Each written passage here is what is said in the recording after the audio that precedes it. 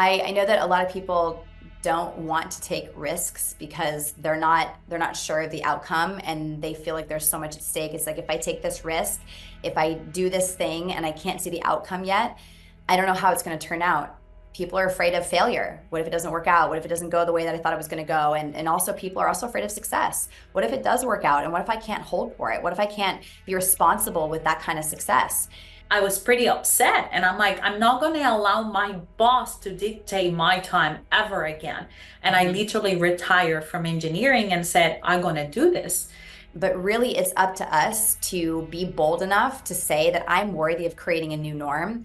I'm capable of creating the life that I desire and the life that I want. And if we can envision it in our mind's eye, then it's already happening on a different timeline. If we can see it, then it's already done.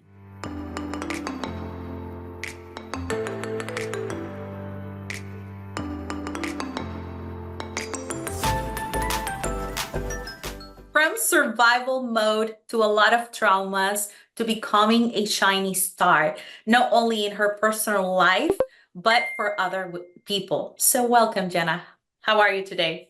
Oh, thank you for having me here. I'm great. I love doing these amazing collaborations with especially epic women who are on a mission, who are here to cause and create magic for so many people. And that's what you are. It's what you're doing. And I'm very honored to be here. So thank you for inviting me.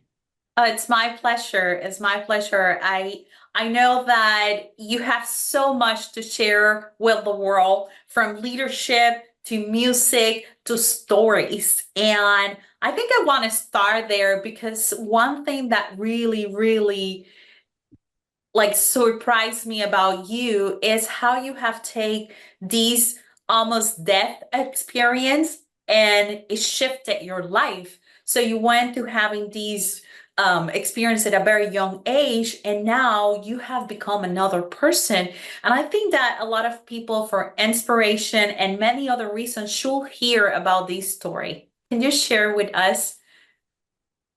Yes, absolutely. I'm just, these stories I've shared in a variety of different ways, different platforms, different podcasts, and I never get tired of telling the story because I'm clear now that all of the challenges that I've encountered as as a child, as a teenager, as someone who's trying to figure out life in my 20s and my 30s, and even most recently, I'm now able to see that everything that we experience is ultimately for us. I don't believe that anything happens to us.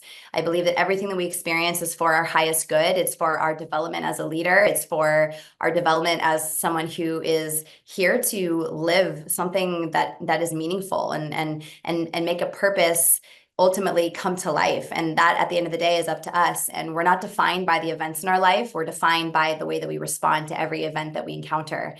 And specifically, I know you mentioned my near-death experience. I'll give a little backstory on that. So I had a really hard time in middle school and high school. I was bullied by a lot of people. And what I didn't realize back then was that I was not supposed to fit in. I was actually meant to stand out. And that's ultimately why I never felt like I fit in anywhere. I felt like I was always just this outcast and somebody who was just wanting to be accepted and wanting to be a part of these groups of friends. And I did have friends, but I felt this constant need to I was always seeking approval, and I was always searching for something outside of myself to validate my purpose and to validate who I authentically was.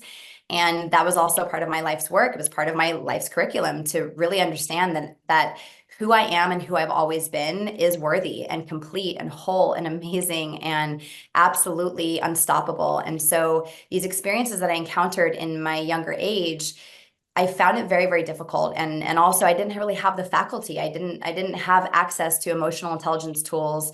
And my parents did the absolute best that they could have done with the tools that they had or didn't have. But I found myself in high school really doubting myself and feeling what I thought was depressed. My parents got divorced when I was 16. And by the time I was a senior in high school, I found myself laying in bed at night and wishing that I could witness my own funeral. I would literally lay in bed at night and obsess about this fantasy that I was creating in my mind because I was imagining certain people showing up to my funeral and certain people not showing up to my funeral. And this thought that I was having was honestly really dark and depressing, because I made up the story that nobody liked me and no one wanted to be friends with me, that I don't fit in. And then at some point I thought, well, what if I could be in some kind of an accident? What if I could be in an accident that was serious enough for me to be in the ICU? I was very explicit and specific about that, because then I could be in the hospital, and then I would actually see who would show up to my hospital room, and then I would get this validation that I mattered. And at this time, I didn't know anything about the law of attraction. I didn't know or understand the power of my thoughts. And a couple months later, I moved into a house with my mom and my new stepdad, because my mom had remarried pretty quickly, and that was also very challenging for me. But we moved into this house and we had a barn on the property. And so the magic of me, of who I am, is honestly an optimist and a total promoter. So I thought, all right, I'm gonna throw the biggest party of the year, and it's gonna be a great way to get me back in my joy and my excitement. And I love to create experiences for people. So I enrolled my parents in the idea of hosting this massive party, the winter ball after party at our house. And they said, fine, but you can have it in the barn. It can't be anywhere near the house. And so I was decorating and cleaning the barn with a few of my friends. And we were up in the hayloft, and my stepdad comes in, and he's down below, and he looks up and he says, oh, we should probably put up some kind of a railing, because that looks pretty dangerous. I can see somebody falling. And I said, yeah, I totally agree. We should put up some kind of a barrier or something. And then he leaves and goes off and does his thing. And we're still decorating and cleaning. And I'm hanging a sheet on the ceiling above my head, and I'm walking backwards. And that was the last thing I remember, because I fell through the opening in the floor, landed on my head on concrete, instantly unconscious. Still to this day, I do not remember falling. And I was rushed to the hospital in the ICU. And the doctors were doing this routine blood work on me, and they discovered that I had type 1 diabetes developing in my body, which I had no idea that I had. And that was a total blessing, because I was able to get a really good handle on it, because it was caught so early. And the doctors were looking at what was happening internally, and the swelling of my brain was so significant that they basically gave this diagnosis to my parents, we don't think that Jenna's going to wake up anytime soon. She has 2 brain contusions. She has a fractured skull. So a contusion is basically a bruise on the brain. So both sides of my brain had these contusions. And so they said, we just want to let you know that she probably is not going to wake up anytime soon, but we want to let you know also that when and if she does wake up, she'll never be the same. And the doctors were right about one thing, because I woke up the next day, because I got stuff to do. I got stuff to do. I can't be in a coma forever. And I honestly woke up a different person. It was like my spirit or my soul got this upgrade, or some kind of surgery was happening on my soul when I was in this coma. And I woke up with this newfound joy and peace and happiness. And it was just, it was very distinct. So much so that my parents were like, who are you and what have you done with Jenna? Because I just woke up so grateful and happy, and I had no short-term memory. I lost the majority of my vocabulary.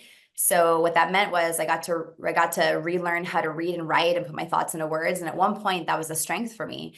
I was a really skilled and really effective communicator. I was able to put my thoughts into words. I was able to tell these really incredible stories, and I love to write.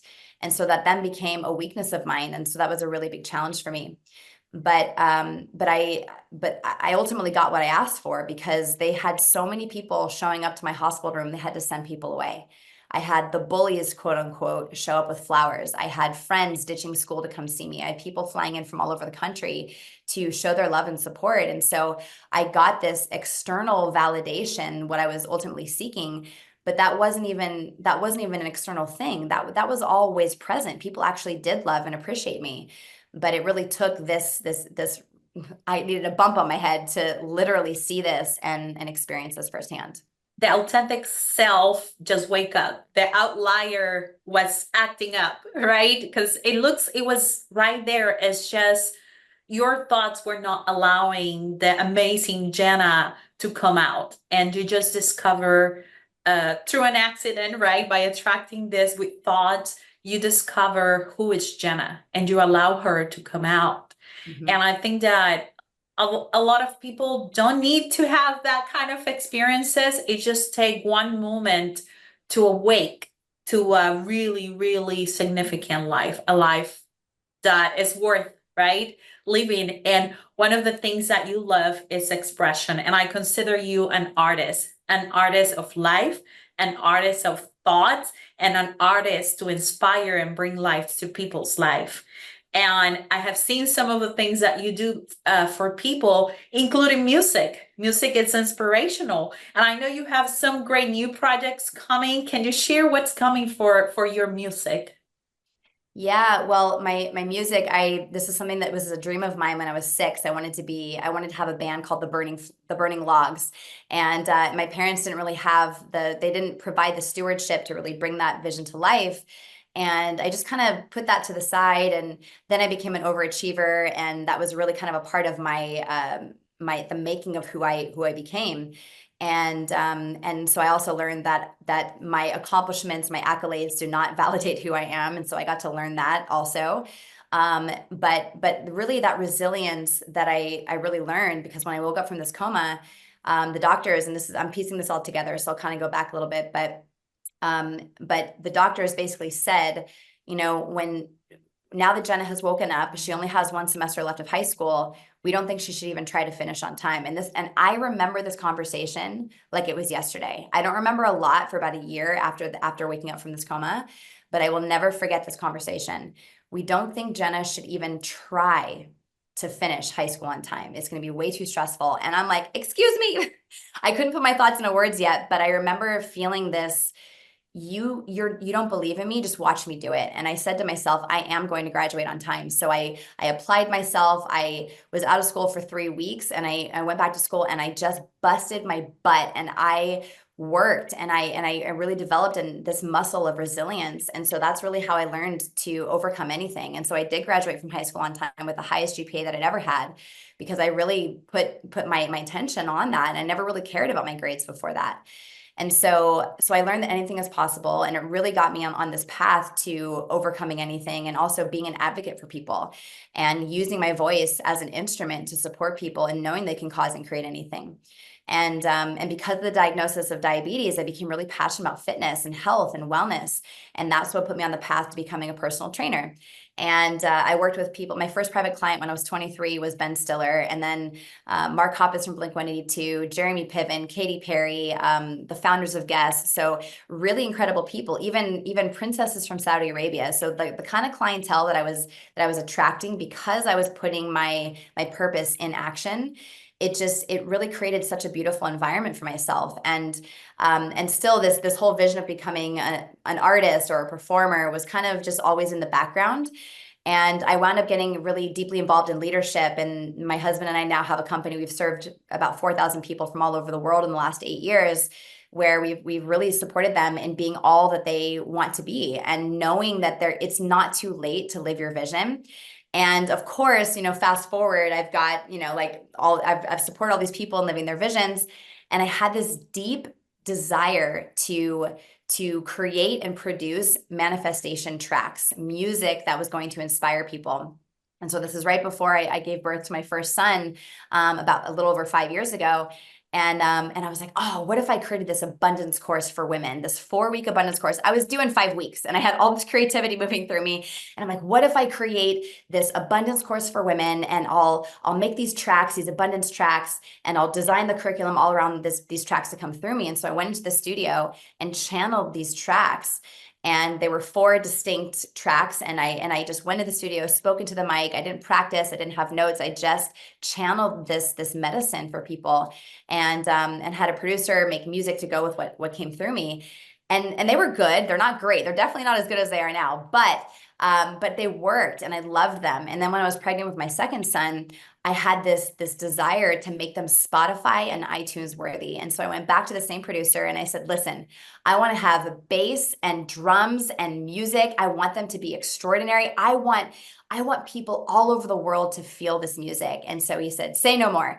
And we went back and forth for about 2 years and worked on this album. And then in February of this year, I finished the album, and I had an album release party, and it was like my Beyonce moment. I had 100 and something people show up to support me, and it was just so beautiful and so extraordinary. And these tracks really speak to, I mean, women specifically, but I have men listen to them all the time anyway, because it's really powerful. I mean, these tracks reprogram your limiting beliefs around your worth, your value, your relationship with money, how you can interrupt the programming and the conditioning that's been passed down to you from your parents, and then honestly, how to be the future version of yourself right now. And so I'm really excited about that.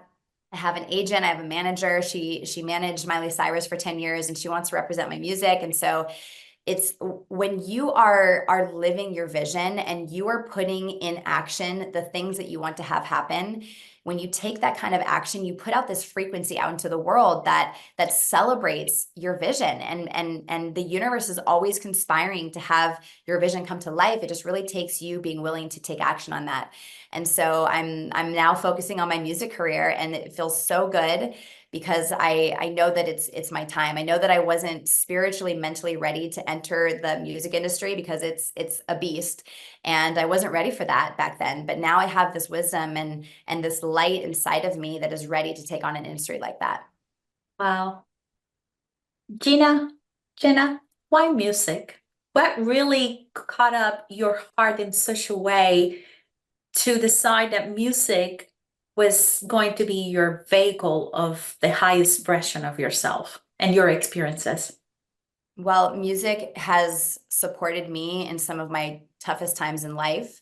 You know, different aspects of my life, different seasons of my life. There have been very specific artists that have really inspired me to just deeply feel my experience. And a lot of the work that we do at Ascension Leadership Academy is we use a lot of music. So a lot of the work that we do, pretty much everything that we do at Ascension Leadership Academy, or also known as ALA, is very somatic, and we use music in pretty much every aspect of our trainings. And there's this thing that happens when you listen to music. It can take you on a journey, and it can get in your body because it's a frequency, and everything that exists is energy. Everything that exists is a frequency. It's energy, it's a frequency.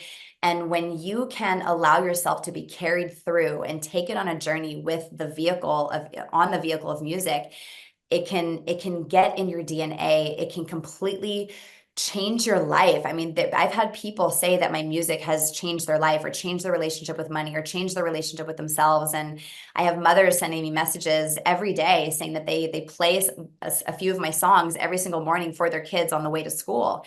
And that fills my heart because there's such a powerful, potent message in this music that and there's also music that's out there that is low frequency, low vibration. It's not coming from love. It's not coming from light. It's not coming from infinite possibilities. And music has the power to completely shift the frequency of the listeners. And so I know that there's a lot of power in that. And so I really wanted to bring my work into music and the realm of music because I love music so much. And I'm sure that, I mean, there was a point in my life where I believe that no one loves music as much as I do, but I know that people love music, and it really creates such a beautiful environment. And so I saw it as a way to reach more people all over the world with ease, and that it would get in the field of people, and that they'd be able to get really curious about what else is my universe. I think you use music as a way to heal. Does music represent for you this tool that you use to help other people heal from their traumas? Absolutely, absolutely. I mean, it's just everything that we do at ALA is really all about healing people and bringing them home to themselves. And it's not about fixing people. It's about shining light on what's so great about people already, and then fanning those flames, and then having people realize that the only thing that actually exists is right now. I mean, the past is over, the future hasn't happened yet. All we ever have is right now, and that's the only place that anything brand new can occur. So when people are surrendering to the music and allowing the music to take them on this journey, it just opens up a door of infinite possibilities. I understand pretty deeply what you're saying. For me, music represents that deep connection with who I am as a human being. And I haven't told you this, but I'm actually a musician. When I was in high school, and I just did it naturally. To be pretty open, I didn't study. I did the classes to not be in class. but for me was opening the best version of myself. And as you mentioned, I have used this as a tool to, when I'm in the dark place where I need to shift my thoughts, my physiology, music has always been that thing that is always present. So I can relate a lot with your experience, your journey about music and wanting to express that. And not only that, it's how music can bring things that people don't know about themselves. And I want to hear about the outlier side. Let's talk about the outlier not fitting. I don't think that people feel that they fit anywhere. I think that a lot of them get validation from their friends and forgot to be themselves. They are in this auto living on how they supposed to live in survival mode. Some of them with the certainty of a job that they don't love, with the certainty of paychecks that they don't care about, that they don't feel it inspires them to do it with passion. I call it the survival mode, right? Where a lot of people get stuck. And it looks like for you, the different traumas took you from this place of trying to figure out and find your self-worth and trying to fit in a regular social environment, right? To just be the best version of Jenna. So Jenna, how was that journey? What really triggered that next step? Because you come as a different Jenna, very authentic, and now you're at a different level. You have evolved, you went over the survival mode. What really happened during this period of time in your life that trigger that go to the next level? Mm. Yeah, I mean, it's just I've been to hell and back many times. My husband and I, we got really sick with black mold toxicity when we were living in San Diego in what we thought was our dream house, and that created just such an opportunity for me to become an advocate for my family because our landlords at the time, they were not that for us. They were not being advocates for us and trying to kind of cover up the whole scenario. And so it really created an opportunity for me to be resilient yet again. And I've overcome so much in my life. I had a really traumatic birth experience with my first son, and it was just I didn't know what I didn't know, and so my labor was induced. It shouldn't have been, and I again didn't know what I didn't know, but I learned so much from that, and it really supported me in getting really clear about the kind of advocate that I got to be for myself and my family when I had my second son. And I was determined to have a natural birth. I was determined to really experience labor in the way because it's sacred. It's so sacred, and hospitals make birth this scary health issue. Like it's not seen as a sacred experience. And so I really was determined to have it be that. And so because I had this experience with my first, I was clear about what I wanted to have with the second, and it was extraordinary. I was in labor for 2.5 hours. It was natural. I didn't have an epidural. It was just this beautiful thing, and I got to experience the portal that I am that I did not get to experience with my first birth. And so I'm looking at all these things in my life, like with the health issues that we had with the mold toxicity, and how I got to be resilient in that. And my husband, he was so sick. He had panic attacks, anxiety attacks. He had this crazy depression that we couldn't understand. It wasn't until we found the mold in our house, we're like, oh, now all of this makes so much sense. The chronic fatigue, the brain fog, we experienced the mold toxicity in different ways. And we just thought it's because we were new parents and we weren't getting enough sleep. And so that's just what we decided that it was from. But then when we found the mold, we got to do all these different tests, and we just got in committed action. And my husband wasn't mentally fit to be the CEO of our company at that time. So 3 months postpartum, I'm leading our company, I'm leading our family, and just trying to figure all this stuff out. And it was one of those things that you can't really fully conceptually understand unless you go through it. And so the resilience that I got to develop in those moments, and who I got to be in the face of dis-ease and a lack of full vitality, it really was very challenging and very difficult. And also at that same time, we had a mentor of us. We'd experienced massive betrayal, and it was heartache on top of the toxicity and the mold sickness and all of that. So it was just I could not in that moment see light at the end of the tunnel. but I kept leaning back on my ability to move through anything, because that's something that I learned through the recovery from my head trauma.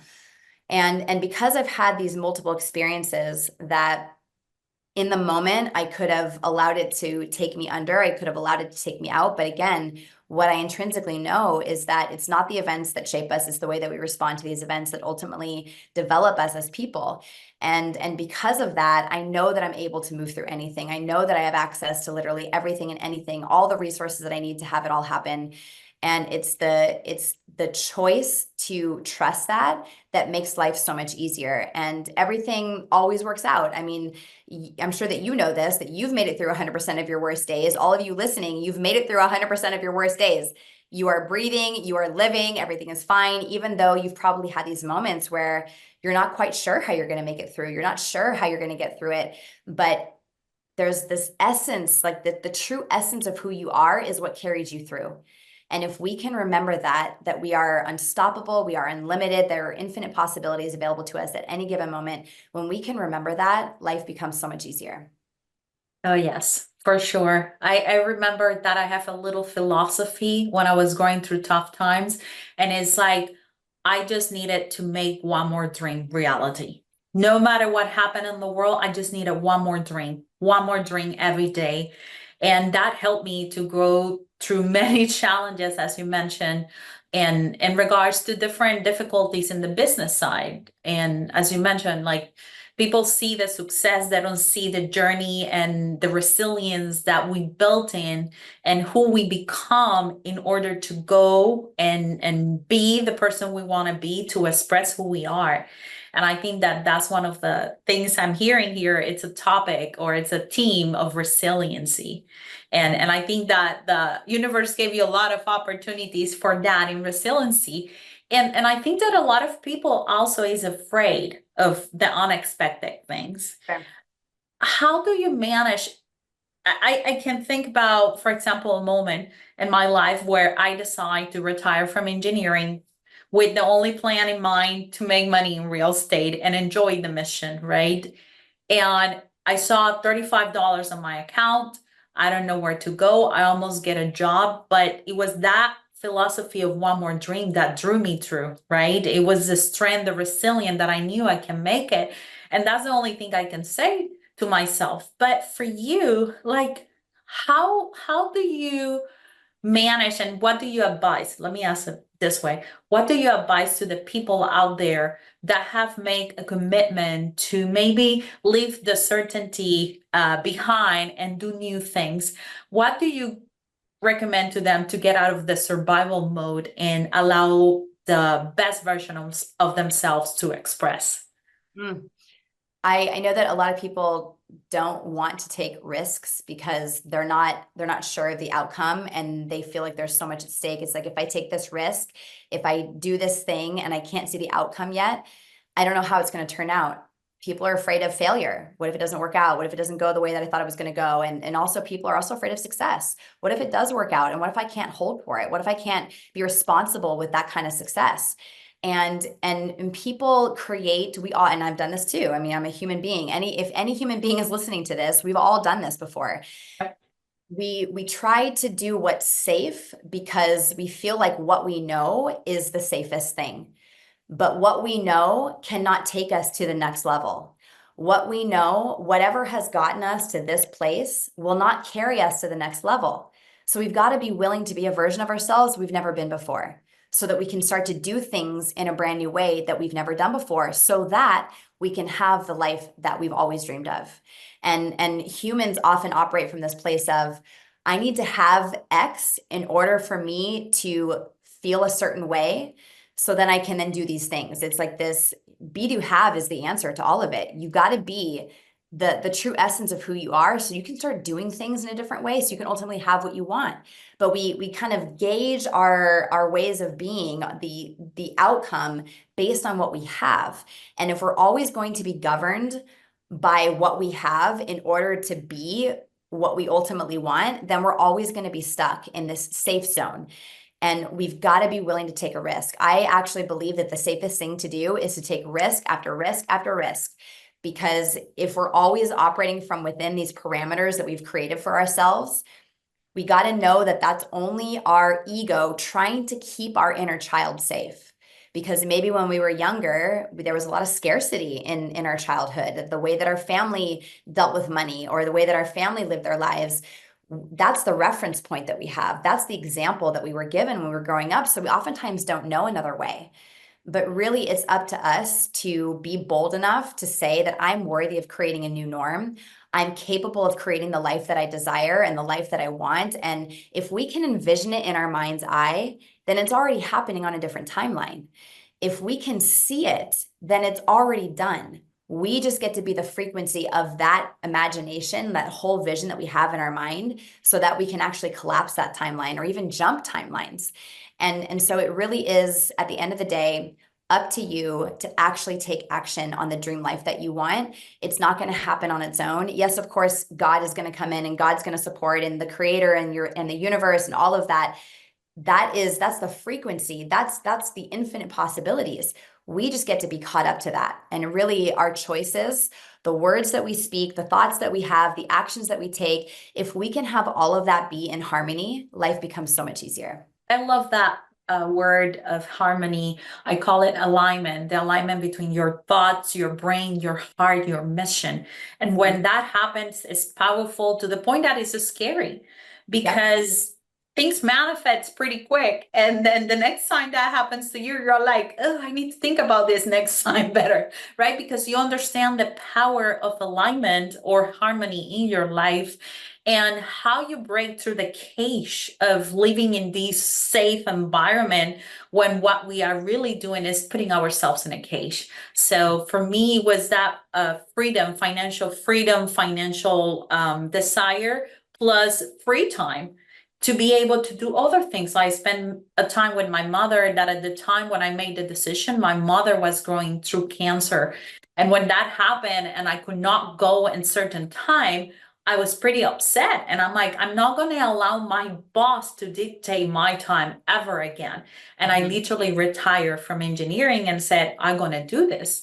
And as you mentioned, we make different decisions. And in fact, those decisions lead me to meet you and Tamar during different events that push us out of our comfort zone. How we used to do things and where we are heading is very different, right? If we want to grow, we need to take the uncomfortable path. And with that being said, I know that besides your amazing business, your passion for music and what you're bringing to the light, also you're taking different journeys on learning how to invest passively so you can have more time, creating a great foundation. So what is your experience in passive investing, Jenna? My experience in passive investing is actually not as expansive as one would think. I've invested a lot. I've invested a lot in my current business, a lot like my life savings into my current business. I've invested a little bit in crypto here and there. I have a little bit in stocks here and there, but I haven't gone all in on that. And that's why I'm so excited that we're connecting, because I know that that is your zone of genius, and I'm just so excited to learn more about that. But what I know to be true is that is ultimately the key to wealth. That's the key to experiencing freedom with finances and having your money work for you. And so that's something that I'm really going all in on right now in my life, in such a way that I'm taking massive ownership of it and I'm learning so much about it. And so, of course, because I've made that a commitment to myself, the kind of people that I'm surrounding myself with and the people that I'm attracting are people like you, people like Tamar, people. I have an amazing CFO who's teaching me so much about all of this. And I want every single one of you to know that this is the key to freedom. This is the key, because I am a serial manifester. I have manifested insane amounts, millions of dollars, insane amounts of money, incredible clients. I mean, the money just always shows up for me. It always just comes. And now this phase that I'm in my life right now is really making sure that my money is working for me and supporting me and having that kind of freedom, so that money is just always coming in, which it does anyway, but in a way that's systematic. So I'm really establishing that kind of a foundation for myself right now. I love that. That the fact that you also take it as a holistic approach. You take your mission and you go for it. You express who you are through music, through your thoughtful academy, and also through your relationships too. And we're gonna get into that.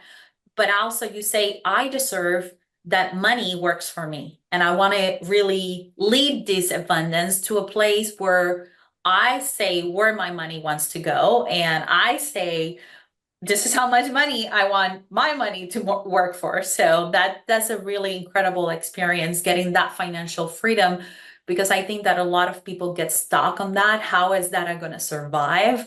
And that's why they put themselves into this cage. There's many ways of passive investing, but at the same time, if you don't do it with purpose, which is what you do, I think it loses power, at least for me, For right? It sure. loses No, power. absolutely. Yeah, absolutely. Yes. And it's like if you don't have your focus on your money and control and ownership over your money, it just disappears. It just goes places.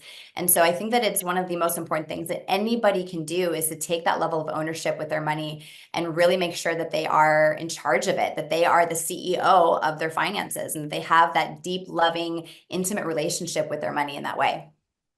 Yes, and it's critical. It's critical, and it's critical that your partner also understand that.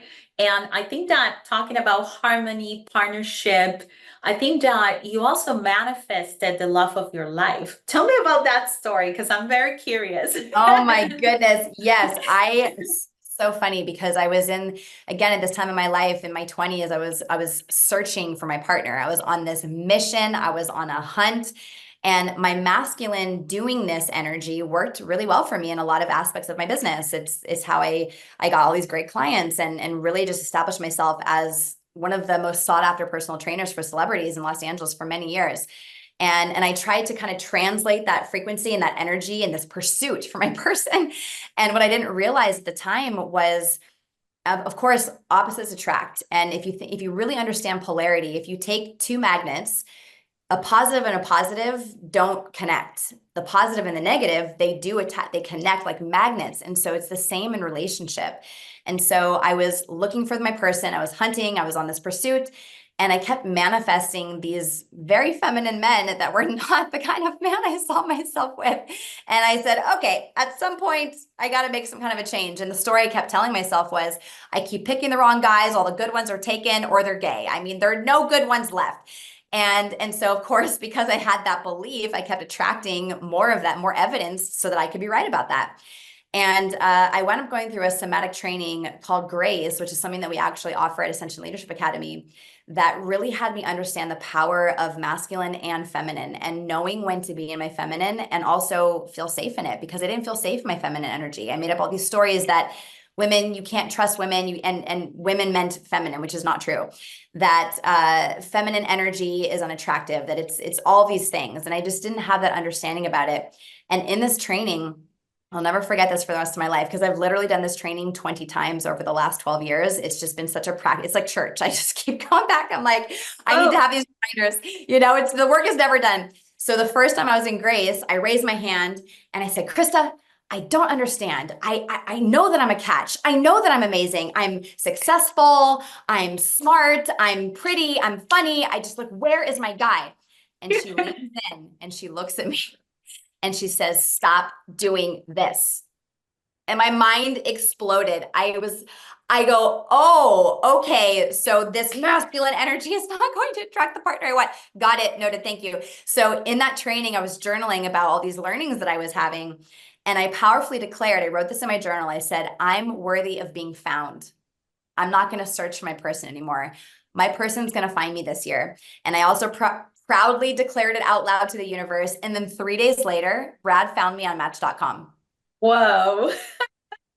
Because I was on there, but prior to this training, it was like a part-time job. I was scouring the internet, looking for my person, and I spent so much time and it was exhausting. And here's the deal. Masculine energy is vital. There's masculine and feminine energy in everything that exists. If you think of a flower, the stem is the masculine that holds up the blossom, which is the feminine.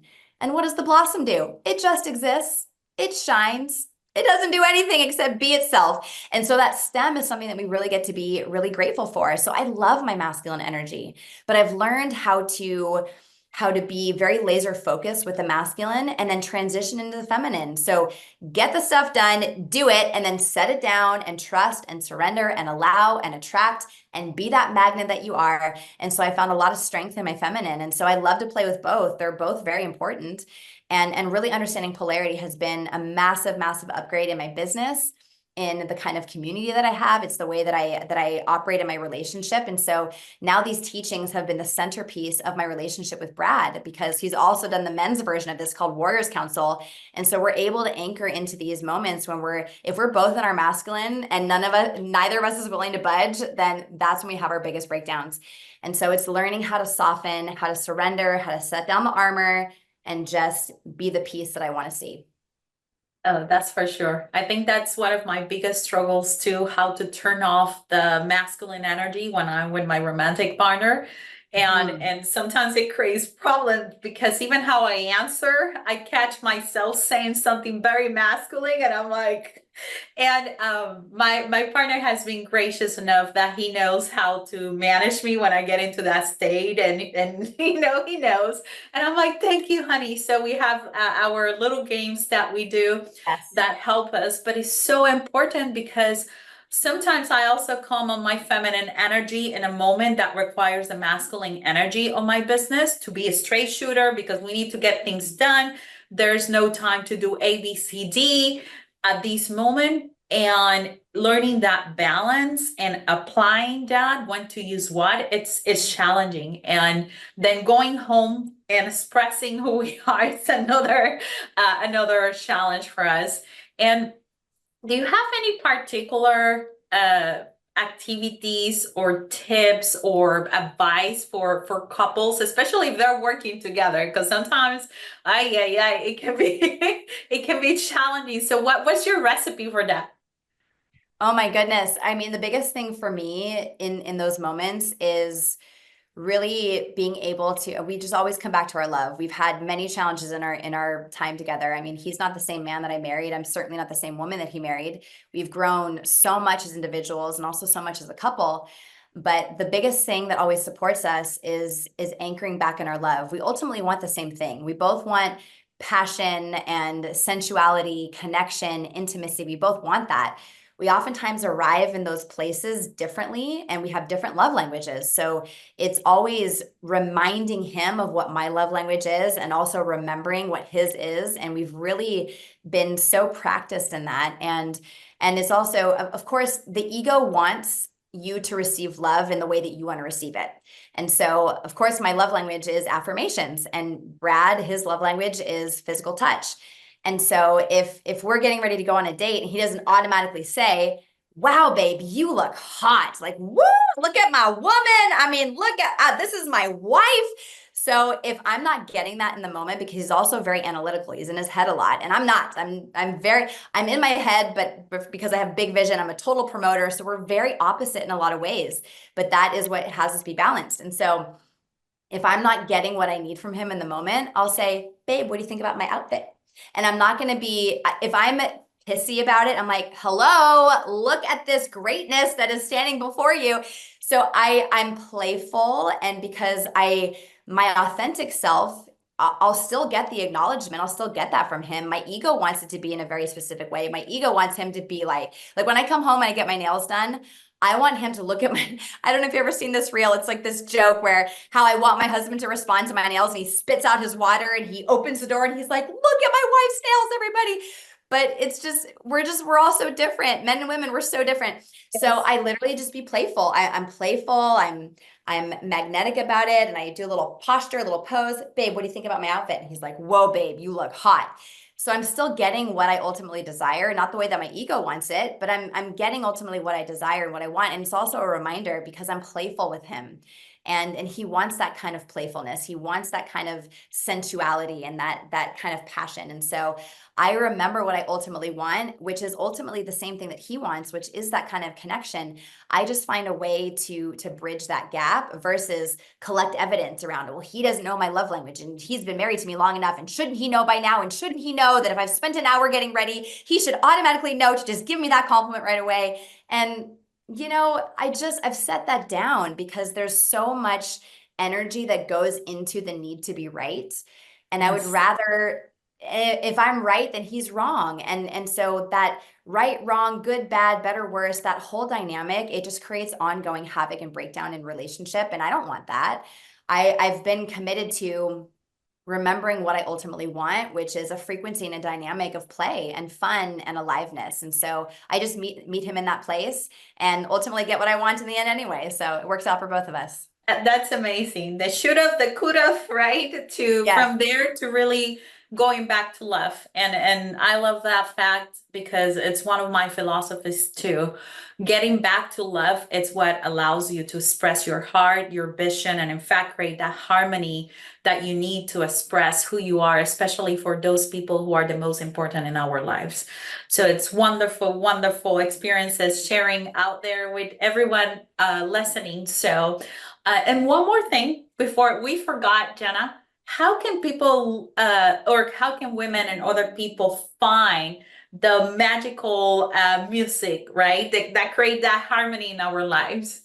Oh, thank you for asking. I'm really easy to find.